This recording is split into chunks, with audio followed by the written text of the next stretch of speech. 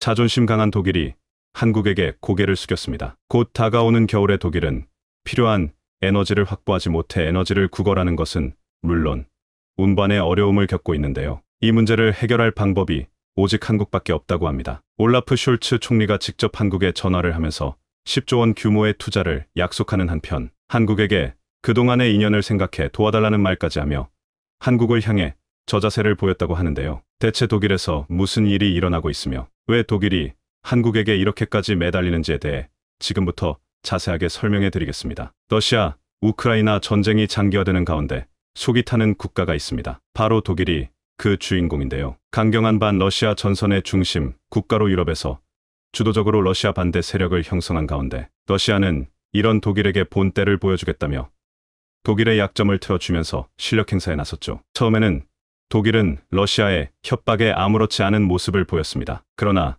시간이 지나고 러시아가 가진 무기가 슬슬 효력을 발휘하는 겨울로 넘어서면서 러시아가 가진 무기는 바로 천연가스. 독일은 예전부터 싼 가격에 공급되는 러시아 천연가스를 이용해 대부분의 에너지 자원을 러시아에서 수입했습니다. 원전을 비롯해 친환경 에너지원 확보를 위해 발전소를 건립했으나 사실 그것만으로 독일 경제를 굴리기에는 턱도 없는 것이 현실인데요. 그리고 러시아가 천연가스 밸브를 잠그는 행동을 통해 독일이 얼마나 에너지 문제에 있어 취약한 국가인지 드러났습니다. 당장 가스 공급이 원활하지 않다 보니 독일 전역에서 에너지 수급을 요구하는 시민들의 원성이 빗발쳤죠. 우크라이나 전쟁의 여파로 독일 시민들이 피해를 보게 된 것입니다. 이미 보유하고 있는 천연가스를 모조리 사용해도 올해 겨울에는 얼어 죽는 사람이 나올 수도 있다는 불길한 예측이 경제 전문가들 입에서 나오면서 독일 시민들은 패닉에 빠졌죠. 이뿐만 아니라 향후 수입할 천연가스 가격도 독일 시민들에게 공포로 다가왔습니다. 독일 가스 가격 비교 포털 체크24는 작년 독일은 4인 가구 기준 174만 원의 비용을 지불해야 했지만 2022년에 들어서 534만 원을 내야 한다고 말하며 독일 에너지 산업에 큰 위기가 닥쳐왔다고 표현했는데요. 실제로 로베르트 하베크 독일 부총리 겸 경제장관은 기자회견을 통해 부담금은 독일 경제가 져야 할 의무라고 표현하며 이에 더해 부담금이 없다면 독일 에너지 시장은 붕괴할 것이라는 표현을 써가며 시민들 역시 천연가스에 의존하는 것에서 벗어나 새로운 에너지원을 찾는 등 정부를 의존하는 것이 아니라 개인이 에너지 수급을 위해 나서는 모습을 보였죠. 과거의 유물로 생각되던 땔감이 다시 독일 사회에서 인기를 끌며 주요 에너지원으로 복귀하는가 하면 석탄을 비롯한 갈탄 수입이 늘어나면서 해외 직구로 품질 좋은 석탄 수입에 독일 국민들이 나서는 등 대체 에너지를 찾는데 독일 시민들이 주력하고 있습니다. 독일 시민들이 스스로 해결 방법을 찾아 나서는 것에 더해 독일 정부도 이 문제를 해결하기 위한 나름의 대책을 강구하고 있는데요. 가장 먼저 내세운 정책이 바로 LNG 터미널 건설입니다. 월스트리트 저널 WSJ에 따르면 독일 경제부는 에너지 기업 알베에 그룹, 네덜란드 가스니가슈니와 브룬스베텔 LNG 터미널 건설을 위한 양해각서를 체결했다고 밝히며 러시아 에너지 수입 의존도를 줄이겠다고 밝혔습니다. 싸서 러시아에 다량의 에너지를 의존했던 결과를 부랴부랴 LNG 터미널 건설로 회복하고자 했던 것인데요. 독일 북부에 위치한 브룬스베텔 LNG 터미널이 안정화되면 여기서 공급받는 연간 LNG 양은 80억 입방미터에 달할 것으로 예측됩니다. 하지만 이것도 시간이 지나야 안정화된다는 차원에서 점점 다가오는 겨울 에너지 대란을 극복하기에는 부족한 방법이었죠. 급한 마음에 독일은 에너지 수입을 논의하며 캐나다와 합의를 통해 액화천연가스 LNG 수입을 서두르게 되었습니다. 쥐스탱 트리도 캐나다 총리와 만난 올라프 숄츠 총리는 캐나다 동부 해안의 LNG 터미널에서 천연가스 수입을 결정지었죠. 겨우 숨 돌릴 수 있다고 생각한 독일에게는 그러나 또 하나의 문제가 닥쳐왔습니다. 바로 이 LNG를 실어와서 독일까지 견인할 LNG 운반선이 없다는 것이었습니다. 올라프 숄츠 총리는 한숨을 쉴 수밖에 없었죠.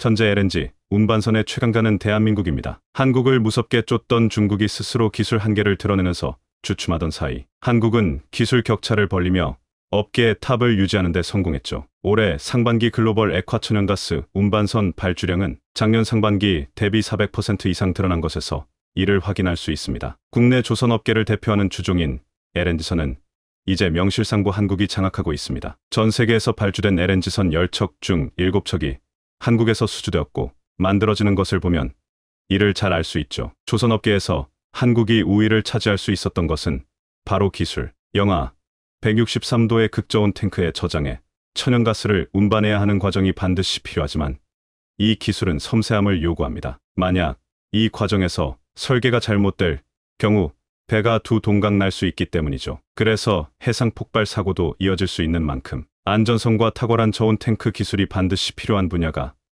바로 LNG 운반선 분야입니다. 일찍부터 극저온 탱크 기술을 보유했고 탁월한 실력을 보였기에 한국은 최강자 자리에서 내려오지 않았습니다. 그러나 2010년대 들어 중국이 인력을 투입해 저가 상품을 만들었고 한국보다 더 싼 가격의 LNG 운반선을 만들 수 있다는 소식에 중국이 한국의 뒤를 이어 LNG 운반선 왕좌를 차지했던 적이 있습니다. 하지만 중국은 이 자리를 그렇게 오래 유지하지 못했죠. 인건비를 이용해 저가의 LNG 운반선을 만들 수는 있었어도 기술은 한국을 따라잡지 못했기 때문입니다. 후둥중화조선이 건설했던 LNG선 글래드스톤호가 대표적인데요.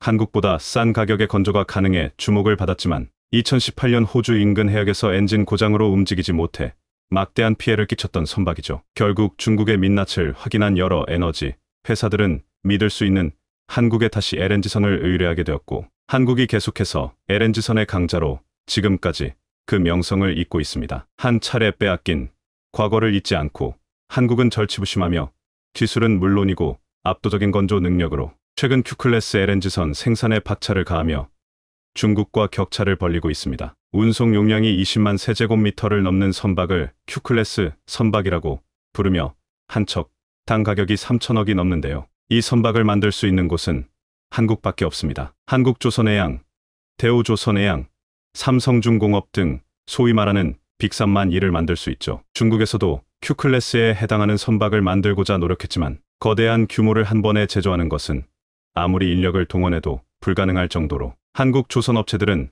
압도적인 기술력을 자랑하고 있죠. 이 밖에도 한국 조선업계 최강자들은 세계 첫 이중연료 엔진을 개발하며 다른 국가의 조선 기술을 아득히 뛰어넘는 성과를 기록했습니다. 현대중공업이 세계 최초로 저압식 액화천연가스 LNG 이중연료 엔진을 만든 것이 바로 그것인데요. 1만 9천 마력급의 이 엔진은 LNG와 디젤 연료를 선택적으로 사용, 오토사이클 시스템을 적용해 저압으로 연료를 공급할 수 있습니다. 이렇게 되면 기존 선내 연료 공급 시스템을 단순화시킬 수 있죠. 이를 통해 대기 중 질소산화물과 메탄 배출을 크게 줄일 수 있어 친환경 기조로 방향을 틀고 있는 유럽의 기준을 맞추게 되었습니다. 다른 국가에서는 엄두도 못 내는 일을 한국은 해내고 있죠.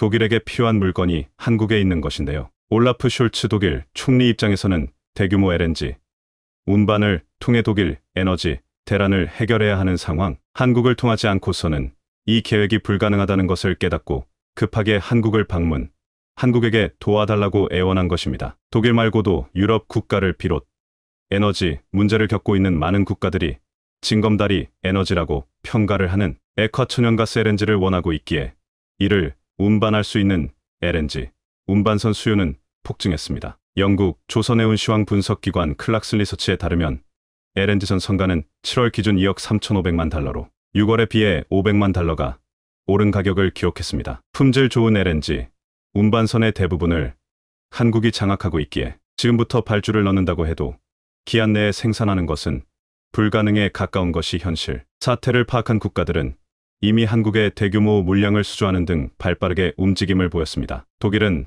발빠른 움직임을 보이지 못한 국가인데요. 그렇기에 올라프 숄츠 총리가 직접 한국을 방문, 한국의 도움을 요청한 것입니다. 하지만 한국 정부 입장에서도 독일의 요청에 답변을 빠르게 줄 수 없는 형편인데요. 이미 대기를 하고 있는 중동의 국가들을 비롯 미국에서도 가스 운반에 한국 LNG선을 미리 예약해 놓았기에 독일이 가용할 수 있는 LNG선은 한정적이죠. 그렇다고 함부로 중국이나 일본 등 기술이 떨어지는 국가에게 LNG선을 요청했다가 사고라도 발생하면 문제가 크기에 독일 입장에서는 이러지도 저러지도 못하게 되었습니다. 10조 원어치의 대규모 LNG선 계약을 약속했음에도 불구하고 독일이 원하는 양의 LNG선을 받는 것은 불가능하죠. 과연 독일은 한국의 마음을 사로잡아 원하는 물량을 받아낼 수 있을까요? 점점 더 가치가 상승하는 한국 LNG선의 순항에 박수를 보내며 한국 LNG 운반선이 전 세계 표준 운반선으로 완전히 자리 잡길 기원해 보겠습니다. 러시아 우크라이나 전쟁에서 위기를 느끼고 한국으로부터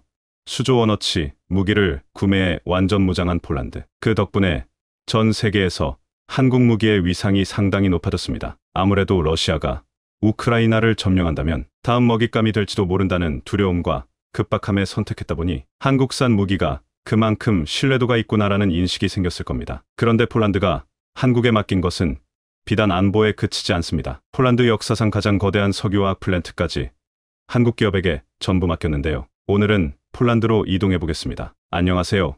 디시멘터리입니다. 1965년 태국 파타니 나라티왓 고속도로 프로젝트를 수주하면서 해외 건설 역사의 시작을 알린 현대건설. 이후 한국 기업들은 전 세계 곳곳에 한국의 흔적을 남겨놨습니다. 한때 세계 최고층 건물이었던 두바이의 부르즈 칼리파는 삼성물산이 세웠고, 싱가포르 랜드마크 마리나 베이 샌즈 호텔은 쌍용건설이 세웠습니다. 그리고 전 세계에서 가장 긴 현수교 차나칼레 대교는 DLNC와 SK의 코플랜트가 튀르키예에 세웠죠. 이렇게 전 세계 곳곳에 지난 한국의 흔적을 남긴 건설사들이 쌓은 누적 수주맥은 1조 달러, 약 1,300조 원을 넘어섰습니다. 단순히 호기심으로 도전한 사업이 아니라 한국의 먹거리 사업으로 해외 시장을 선택한 겁니다. 그리고 폴란드에는 한국 기업이 유럽연합에서 따낸 첫 대형 석유화학 플랜트가 곧 준공을 마치고 가동 준비에 들어갔습니다. 폴란드 수도 바르샤바에서 북서쪽으로 약 460km 떨어진 폴리체폴리스 지역에는 폴리머리 폴리체 탈수 소화 공정 쫄리 프로필렌 PDHPP 플랜트 프로젝트이야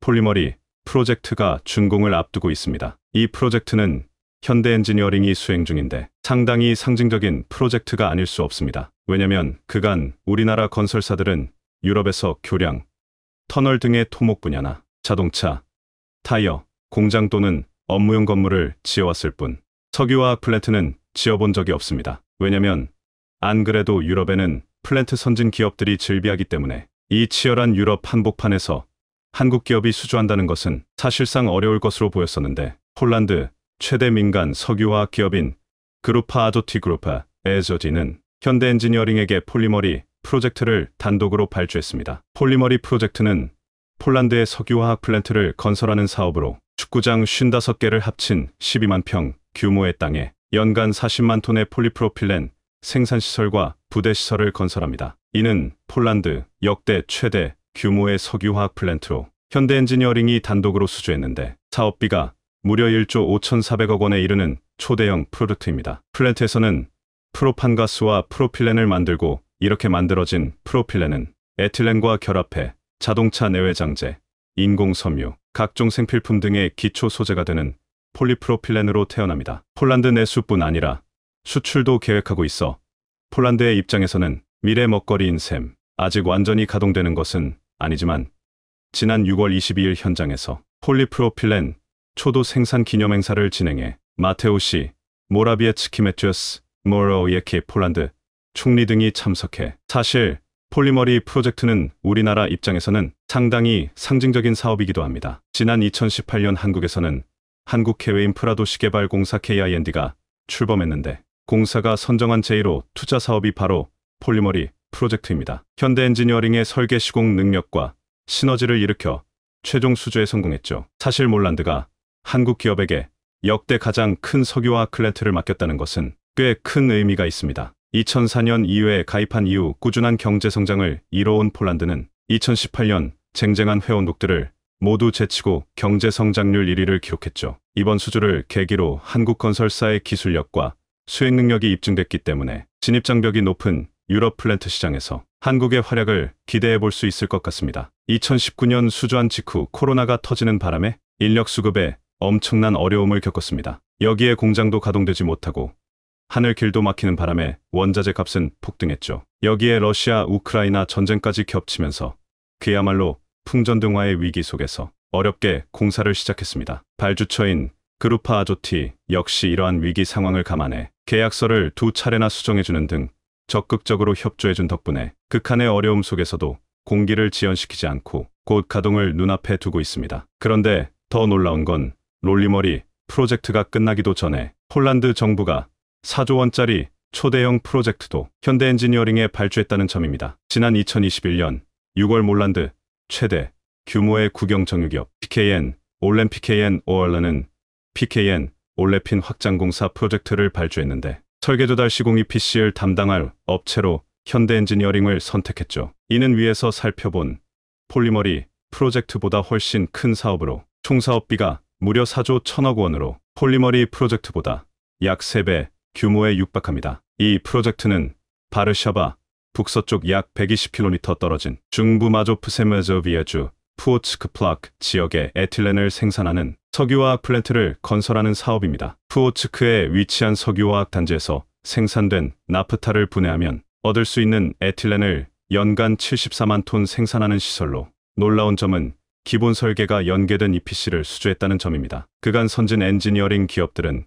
기본 설계를 무기로 대규모 프로젝트를 독식하다시피 했었는데 현대엔지니어링 역시 기본 설계 부분 능력을 강화해 유럽에서 이렇게 큰 프로젝트를 따냈죠. 그런데 이뿐만이 아닙니다. 우크라이나 재건 사업에도 한국 건설사들이 참여하게 될 것으로 보이는데요. 전쟁이 끝나면 폐허가 된 국토를 사람이 살 수 있는 땅으로 되돌리기 위해 재건 사업이 시작됩니다. 지난 6월 영국 런던에서는 2023 우크라이나 재건회의 URC 2023이 개최됐는데 우크라이나 재건은 전쟁이 이른 시일에 종료될 경우 1단계로 도로, 교량, 수도시설 복구가 시작되고 2단계는 임시주택, 학교, 병원 등이 건립됩니다. 3단계에서는 경제 회복, 디지털 인프라 확립 등이 이뤄질 예정인데 우크라이나 정부가 발표한 재건 비용이 무려 2천조 원에 달합니다. 이제까지 한국 기업이 해외에서 따낸 건설사업 누적 수주액을 훨씬 뛰어넘는 규모죠. 물론 우크라이나 재건 사업의 주체는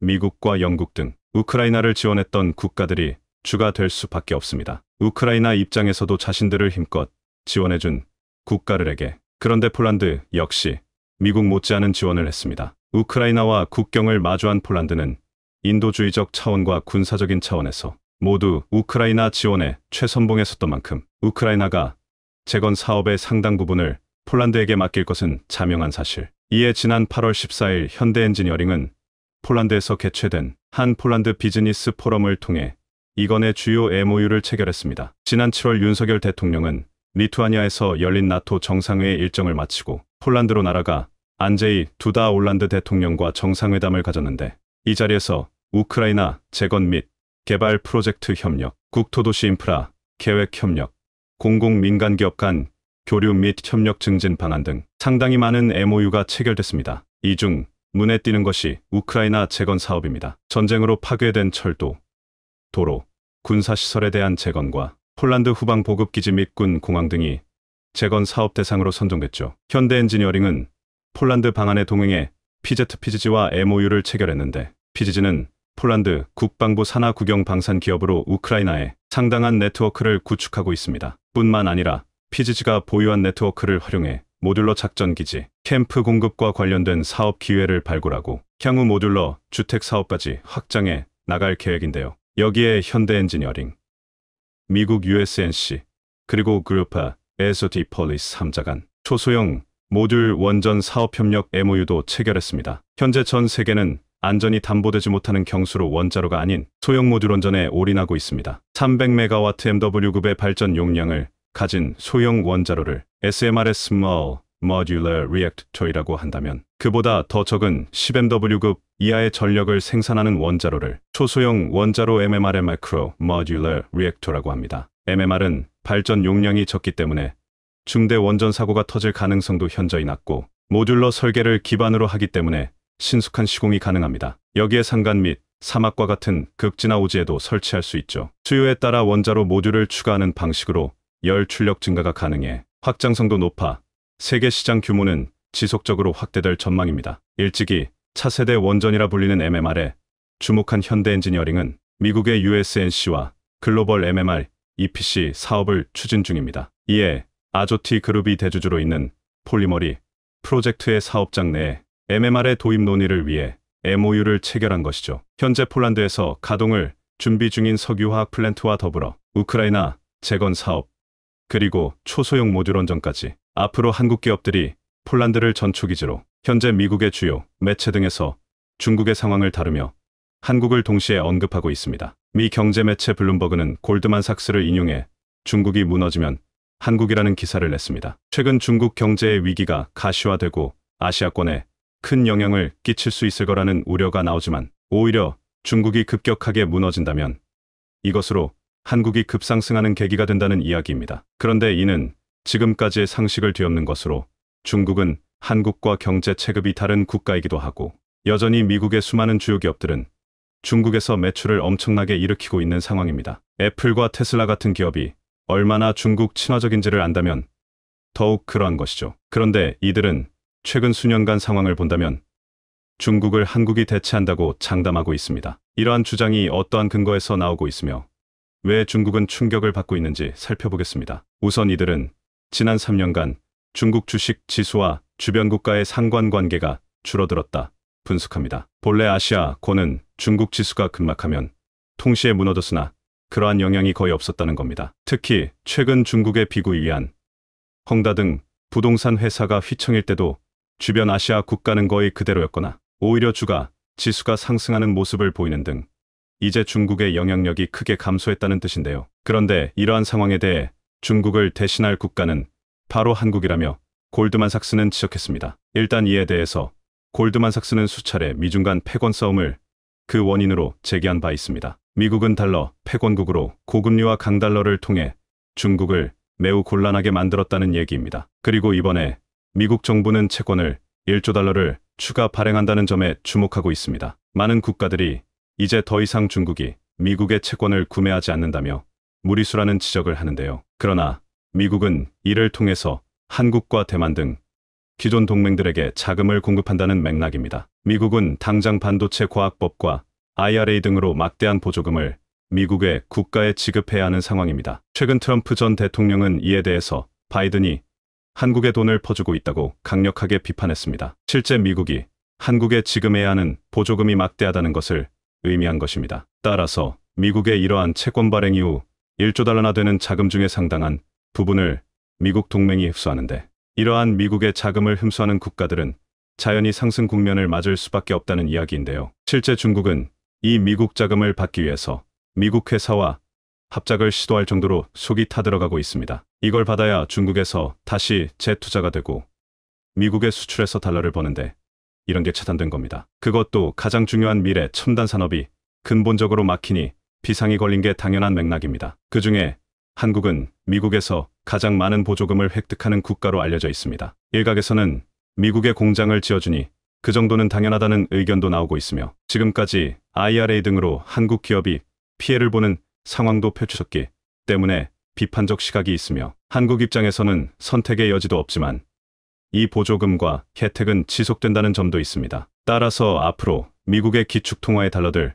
계속 획득하느냐 하는 점은 매우 중요한 맥락입니다. 미 국채 발행을 이러한 관점에서 보자면 앞으로 미국의 첨단 사업에 사실상 투자가 불가능한 중국은 속이 타들어가는 정도가 아니라 중진국의 함정에 빠지거나 패권에서 아예 제외가 될 수 있는 겁니다. 게다가 코로나 이후에 중국은 자체적으로 폐쇄를 하며 한국과 주변국의 고리마저 스스로 끊어버렸습니다. 그러다 보니 한국은 현 상황에서 중국의 의존도가 급격하게 낮아지며 수출 등이 급감하는 상황이며 이러한 추세가 수년간 지속될 수 있습니다만 역으로 미국의 달러는 앞으로 한국을 향할 수 있다는 겁니다. 실제 중국이 얼마나 급한 상황인지는 현재 방중을 앞둔 미 상무부 장관에게 하는 말을 보면 나오는데요. 불과 2년 전만 하더라도 당시 친강 주미대사를 통해서 미중 무역 갈등은 미국 탓이라 호통쳤지만 지금은 그저 미국 상무부 장관에게 매달려 모든 문제를 해결해 달라고 겸손히 부탁하는 모습입니다. 실제 현재 주미 중국 대사인 셰펑은 물론 미국도 중국과 무역에서 첨단 부분을 제외하고 다소 풀어주는 모습도 보이고 있습니다. 미국 상무부는 러몬도 장관의 방중에 앞서 27개 중국 기업을 잠정적 수출 통제 대상 명단에서 제외했습니다. 중국 외교부는 이런 미국의 조치에 대해 감사의 표현으로 다음과 같이 말했습니다. 미국의 조치를 환영하는 모습으로 맞았습니다. 뭐 하나라도 미국에 얻어내려는 게 역력한데요. 중국이 돈맥경화가 걸린 지금 가장 중요한 요소 중 하나인 외자를 유치하기 위해 사활이 걸린 모습입니다. 이런 실마리를 통해서 중국은 궁극적으로 첨단 제품의 제재를 풀어주기 원할 것입니다. 그러나 골드만삭스는 이런 중국에 대해 찬물을 끼얹는데 정반대의 상황이 나온다는 겁니다. 결국에는 미국의 IRA 등으로 주요 분야에서는 한국이 중국을 역전할 수 있음을 언급합니다. 골드만삭스는 중국 배터리 의존도를 낮추기 위해서 미국과 유럽 등이 1,500억 달러 이상을 쏟아부을 것이며 특히 한국의 LG와 SK가 미국의 대규모 공장을 꾸려서 중국산이 배제된 배터리 공급 체계가 완성될 걸로 봤습니다. 게다가 충격적인 것은 골드만 삭스가 미국 내에서 한국 회사의 배터리 비율은 3년 이내에 무려 60%가량이 될 것으로 추산했는데 이는 현재 12%의 5배 정도가 되는 점유율 성장인 것입니다. 일각에서는 배터리 재련을 비롯해 원자재 가공 등이 위낙 중국 의존도가 높아 어려울 것으로 예상하는데 이에 대해 골드만 삭스는 그것은 하지 못해서 안 한 것이 아니라 그저 비용이나 환경 문제로 안 한 것뿐이라며 미국이 IRA를 벌여놓자마자 대체 배터리와 관련 기술을 도입하는 회사들이 늘어나고 있다고 보고하고 있습니다. 즉 중국 업소도 대체 가능한 기술이며 다만 시간이 어느 정도 소요될 것이라는 예상인 것입니다. 최근 LG화학은 테네시주에 양극재 공장 건설하기로 하고 약 4조 원가량을 투자할 것으로 보입니다. 이로 인해 LG는 미국에서 현재 5조 원 규모의 매출을 5년 내에 20조 가량으로 대폭 늘릴 것으로 보입니다. 또한 그간 중국이 해오던 일들을 대체하면서 다방면의 점유율을 늘려나갈 전망이 나오고 있는 실정입니다. 그런데 일부 채널에서는 미국이 테슬라를 중심으로 결국 자체 배터리 생산을 강화할 것이라는 전망을 하며 한국도 결국에는 미국산 자체 배터리에 밀려나가는 수순이 나올 수도 있다는 전망을 하고 있는데요. 그러나 한국의 생산량과 기술력을 따라잡는 것보다 그냥 한국산을 쓰는 게 낫다는 결론이 나오고 있습니다. 최근 테슬라는 독일의 기가 팩토리에서 자체 배터리 생산 비율을 늘리려는 행보를 보이고 있지만 배터리 수급난에 시달리고 있으며 결국에는 LG와 삼성 등의 배터리를 공급받아야 한다는 리포트가 나옵니다. 테슬라뿐만 아니라 다양한 전기차 업체들도 원가 비중이 높은 배터리를 자체 생산하면 비용이 크게 줄어들지만 개발 비용은 물론 한국 배터리 업체의 속도와 효율을 감안하면 뒤처질 수밖에 없다는 결론이 나고 있으며 여기에 중국산 배제 움직임까지 더해져서 결국 한국이 7년 내에 미국과 유럽에서 중국산을 잠식한다는 전망입니다. 지난 5월 골드만 삭스는 한국의 전기 자동차 공급망의 거시적 시사 보고서를 냈으며 여기에서 한국이 2030년까지 매년 33% 배터리 수출이 증가할 것으로 분석했습니다. 여기서 글로벌 전기 자동차의 혜택은 다름 아닌 한국이 가장 크게 수혜를 본다고 해석한 것이죠. 특히 미래 산업의 주요 부품인 한국산 제품들로 많은 비율을 채워나갈 것으로 판단되는 상황입니다. 글로벌 빅사 반도체 업계가 모두 한국에 결집했고 그 중에는 심지어 일본 1위 장비업체도 있습니다. 도쿄일렉트론은 한국에 2천억 원을 추가 투자해서 R&D 시설을 확충하기로 결정했는데 이는 도쿄일렉트론이 15년간 한국에 투자한 금액을 합친 금액보다 많은 금액으로 알려졌습니다. 일본 기시다 총리가 반도체 드라이브를 걸고 있지만 아랑곳않고 한국에 투자를 늘리는 이유가 있는데 삼성전자가 반도체 클러스터에 250조 원 투자, SK하이닉스까지 포진한 상황이기 때문입니다. 결국 ASML, 랩리서치, 어플라이드머이 아이어리얼즈 등 전 세계 4강 기업은 그 흐름을 놓칠 수가 없는 것이죠. 문제는 이러한 반도체 장비의 거점이 중국에서 한국으로 계속 옮겨가고 있다는 상황입니다. 앞서 미 상무부는 반도체 과학법에 의거해서 중국의 반도체 신장비 입고를 금지시킨 상황입니다. 이에 한국과 삼성은 큰 피해를 입게 되었지만 반면으로는 이득을 챙기고 있는 셈입니다. 물론 중국은 반도체 시장에서 60%의 소비를 감당하는 매우 큰 시장이기도 하기 때문에 한국의 손해가 없는 것은 아니지만 반도체 장비 회사들은 손해가 더 극심할 것으로도 보입니다. 네덜란드 ASML 같은 경우에는 미국의 반도체 과학법에 현재 반기를 들고 있는 상태입니다. 한국은 중국의 반도체 완제품을 팔지만 AMSL은 노광 장비 등 설비 자체를 팔고 있는데 미국은 이러한 설비를 중국에 들이는 것을 중점적으로 금지하고 있기 때문입니다. 따라서 그 가운데 불협화음이 지속될 것으로 보이며 한국은 나름의 반사이익을 거두는 것입니다. 중국이 반도체 자립화를 하게 된다면 궁극적으로 한국이 손해를 보기 때문에 이는 막히는 게 좋은 것이죠. 세계적인 아시안 매체 홍콩의 SCMP는 금주에 중국이 충격을 받을 만한 발표를 한 상황인데요. 중국이 가장 전략적으로 노리고 있는 분야 중 하나인 방산 분야에서 한국이 역전을 할 수 있다는 것이었습니다. 우선 중국은 이에 충격을 받을 수밖에 없는 것이 이미 2020년경 전 세계 상위 10위권 무기 생산업체 중 중국 기업이 4군데 이름을 올렸으며 무기 자립도는 약 92%를 기록하고 있다는 보도가 나왔습니다. 중국은 막대한 자국 공급을 바탕으로 전 세계 방산 시장에도 공급을 가속화한다는 것이었죠. 중국 군사 전문가인 숭중핑은 중국을 제외하고 미, 러, 프랑스만 무기 자립을 하고 있다라며 중국은 핵심 부품을 미국에 의지하는 국가들보다 훨씬 높은 점수를 받을 수 있다고 자랑했습니다. 그러면서 중국의 경쟁력 있는 무기는 1대1로 정책과 함께 세계 시장을 아우를 것으로 봤습니다. 실제 아프리카나 중동을 중심으로 가성비 중국 방산의 수입이 수백 %가량 증가해왔습니다. 그런데 2022년이 된 현 시점에 상상도 안 하던 한국이 중국 순위를 끌어내리게 됐다는 겁니다. 홍콩 SCMP는 올해 한국은 이미 150억 달러 이상의 방산 수출 성과를 거둘 걸로 예상한다면서 이는 러시아 전쟁으로 인한 급격한 환경 변화가 주요한 원인이 되었다고 분석했습니다. 이렇게 된 원인은 한국이 애초에 언제든지 상위권에 올라갈 능력이 됐다는 것이었습니다. 한국은 불과 최근 2년 전만 해도 무기 수출에서 10위권 밖이었지만 인프라 자체가 달랐다는 것으로 SCMP는 한국은 자주포에서 최첨단 전투기에 이르기까지 모든 항목을 생산해낼 수 있다라며 이 가운데 미국 대비 가성비 있는 제품으로 올해 대박 수주를 터뜨렸다는 분석입니다. 특히 본래 세계에서 두각을 나타내려면 몇 천억 원짜리 수주 몇 번으로는 그 순위를 뒤집기가 어운데 결정적으로 올해 폴란드에서 25조 원가량 MOU 뒤 곧바로 본계약에 들어간 게 컸다는 분석입니다. 이와 같이 한국은 다양한 산업 분야에서 이제 탈중국의 흐름과 맞물려 이득을 보고 있으며 결국 터질 것이 터져버렸습니다. 한국의 삼성뿐만 아니라 대만의 TSMC까지 미국서 투자를 철회하고 유럽에 올인할 수 있다는 충격적인 소식이 전해지면서 바이든이 비상사태를 선포했습니다. 삼성과 다시 협상을 하기 위해 난리가 났는데 이미 늦어버렸습니다. 유럽이 우리의 상상을 뛰어넘는 엄청난 것을 제시하면서 더 이상 미국의 공장을 지을 필요가 없어져 버렸는데요. 해마다 조단위 보조금을 약속하며 한국의 삼성과 SK, 대만의 TSMC 공장을 미국에 유치한 바이든. 그런데 수익이 나면 반도체 보조금을 미국 정부에 토해내야 하고 기밀 정보까지 내놓으라는 말도 안 되는 요구를 하면서 논란이 커지고 있는데요. 결국 유럽연합이 판도를 완전히 바꿔버렸습니다. 미국과 유럽연합은 세계에서 가장 강력한 FTA를 맺었기 때문에 유럽연합에서 생산되는 반도체에 대해서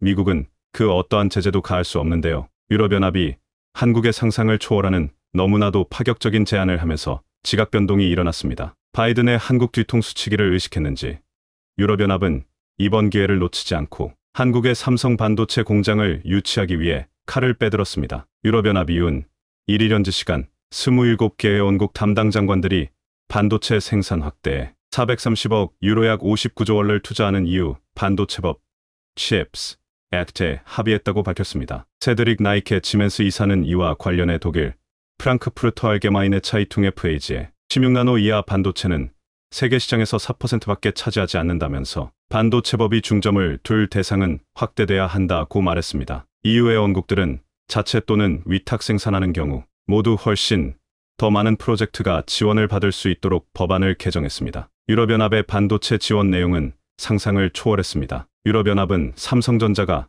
유럽에 반도체 공장을 지으면 투자 금액의 최대 40%를 지원한다는 파격적인 발표를 했습니다. 미국의 경우 최대 25%를 세액 공제해주는데 이마저도 나중에 수익이 나면 미국 정부에 반납하라고 했죠. 유럽연합은 이러한 더러운 조건들이 하나도 없습니다. 너무나 깔끔하게 투자 금액의 무려 40%를 지원해주겠다고 약속했습니다. 얼마 전 스페인 총리가 한국을 방문했을 때 산체스 총리는 한국에 오자마자 가장 먼저 한 일이 바로 삼성전자 평택 캠퍼스를 찾은 것입니다. 삼성전자에 따르면 산체스 총리는 레예스 마로토 산업통상관광부 장관 등 스페인 주요 부처 장차관 40여 명과 함께 이날 오전 11시께 평택 캠퍼스를 찾아 1시간가량 반도체 인라인 P를 둘러봤습니다. 스페인 총리가 한국 내 삼성전자 사업장을 공식 방문한 것은 역사상 이번이 최초입니다. 그리고 결국 기적 같은 일이 일어났습니다. 22일 업계에 따르면 엘 파이스 등 다수의 스페인 언론 매체는 산체스 총리가 한국을 떠난 직후인 18일 현지 시간 소식통을 인용해 삼성전자 경영진이 팀을 꾸려 유럽을 방문했다며 그 가운데 스페인을 가장 먼저 찾았다고 보도했습니다. 엘 파이스는 삼성전자가 스페인 공장 건설을 심각하게 고려하고 있다며 이를 심도 있게 연구하기 위해 팀을 꾸려 스페인을 방문한 것이라고 전했습니다. 그간 유럽 지역 직접 투자에 적극적이지 않던 삼성전자가 입장을 바꾼 것은 미중 갈등으로 글로벌 반도체 공급망 불안이 커진 데다 최근 바이든의 뒤통수에 신물이 난 것입니다. 미국이 한국보다 생산 비용도 25%나 더 비싸고 인력 효율성은 50%나 더 떨어지기 때문에 사실상 수십조 원의 보조금을 받아야 한국에 짓는 것과 똑같은 효과가 나는데 이마저도 다시 수익이 나면 토해내고 미국 정부에 기밀 정보를 모두 제출하라는 것은 터무니없는 요구라 판단한 것입니다. 유럽은 지원금 스케일이 다릅니다. 삼성이 만약 유럽에 50조 원을 투자하면 유럽연합은 삼성의 40%인 무려 20조 원을 지원해줍니다. 미국과는 비교도 되지 않을 정도로 엄청난 규모인데요. 그리고 스페인이 삼성에 이렇게 가장 적극적인 이유는 바로 관광산업에만 의존하던 스페인 경제를 완전히 탈바꿈하기 위해서였습니다. 그동안 관광업에 크게 의존해오던 스페인은 코로나19 팬데믹 전염병의 세계적인 대유행 장기화로 항공 노선과 여행 수요가 끊기면서 경제가 큰 타격을 입었습니다. 여기에 팬데믹이 전 세계 공급망의 부담을 가중시키면서 원자재 가격이 폭등하고 생산 차질이 빈번해졌습니다. 엎친 데 덮친 격으로 러시아의 우크라이나 침공으로 안보 불안까지 커지면서 향후 폭발적인 수요 증가가 예상되는 반도체 확보의 EU 차원에서 팔을 걷어붙였고 스페인도 산업구조 전환을 모색하게 된 것입니다. 독일도 한국의 삼성에 천문학적인 보조금을 약속했습니다. 프랑크 갈터 슈타인마이어 독일 대통령까지 삼성전자 평택 캠퍼스를 사상 처음으로 방문했는데요. 한국과 독일 간 긴밀한 반도체 동맹에 관해 논의한 것으로 전해졌습니다. 독일 원수가 삼성전자 사업장을 공식적으로 방문하는 것은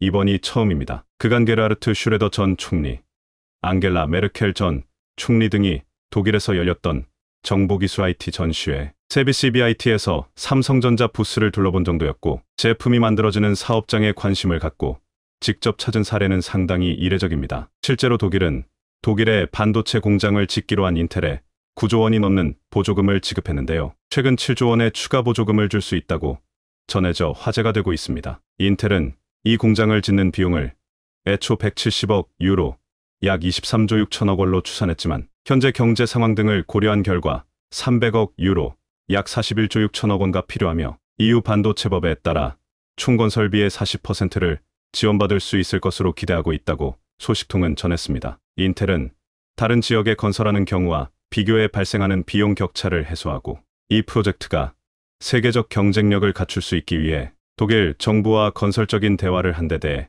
감사를 표한다고 말했습니다. 유럽연합은 유럽을 한국으로 도배하려 하고 있습니다. 이미 유럽에서 한국산 전기차 배터리의 점유율은 70%를 돌파했습니다. BMW, 아우디, 벤츠 등 독일 3사뿐 아니라 유럽 자동차 대부분이 한국산 배터리만 쓰고 있죠. 여기에 더해 한국의 삼성전자와 SK하이닉스가 유럽에 초대 규모 반도체 공장을 건설하게 되면 유럽은 사실상 미래 유럽 경제를 한국에 전적으로 의존하게 되는 것입니다. 바이든은 초비상이 걸렸습니다. 미국에 가장 많이 투자하기로 한 국가는 일본도 대만도 유럽도 아닌 바로 한국이었기 때문에 한국이 미국 내 투자를 취소하는 순간 최근 폭락하고 있는 바이든의 지지율은 바닥을 치게 될 것임이 분명하기 때문입니다. 이에 바이든은 최근 갑작스럽게 태도를 바꾸며 한국에 파격적인 제안을 했습니다. 중국이 한국에 경제 보복을 한다면 미국과 G7이 공동으로 중국에 대해 관세 인상을 하여 한국을 지켜주겠다는 것입니다. 미국은 중국이 한국의 지난 사드 보복 때처럼